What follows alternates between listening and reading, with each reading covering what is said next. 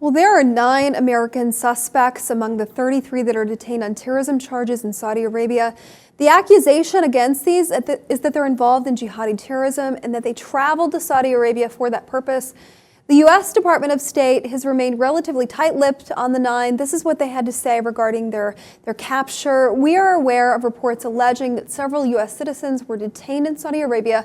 The Department of State takes its obligation to assist U.S. citizens abroad seriously due to privacy considerations. We have no further comment. So, Joe, they're remaining relatively tight-lipped on these 9. You would think that there would be more information. Their identities weren't released.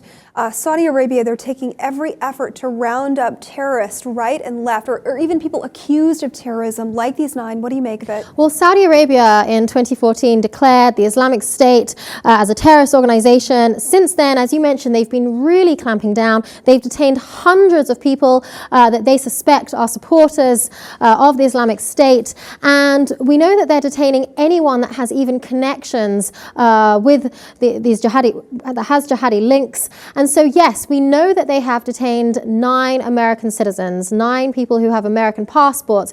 But before we jump to conclusions and assume that these Americans were there planning a terrorist attack, they may have been simply journalists there investigating and having jihadi links for that purpose. So as yet, as you mentioned, we don't have a lot of details. Saudi Arabia, they are our allies. We would hope that in time we will get more information on what's going on. But they're really clamping down. They've been offering a bounty of $1.9 million for anyone who helps to arrest someone connected with terrorism. No, that's absolutely right. So the bounties go from $276,000 to $1.9 if they can stop a terrorist attack from happening. But it really encourages people to turn others, and whether coercively or to collect this bounty. As you pointed out, we don't even know the identity of these 9 Americans, and they could possibly be linked. You know, it's going to be very suspicious if they turn out to be like reporters for some magazine or something to that effect that have no clear links to jihadism. As you pointed out, the clampdown on ISIS activity in Saudi Arabia, it's at its peak.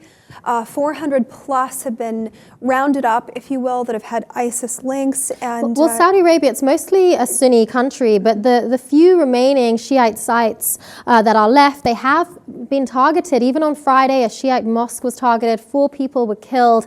And so Saudi Arabia is just really extending its efforts to just try and minimize any of that from happening.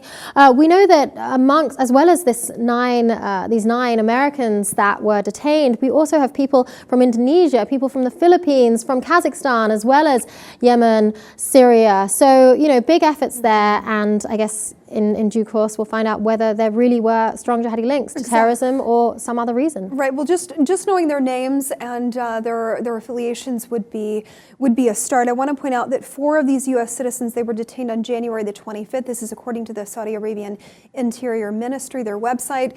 The others have been detained in the past 3 months. The U.S. State Department, their official spokesperson, remaining very tight-lipped on this. We really don't have any other information other than they have these men.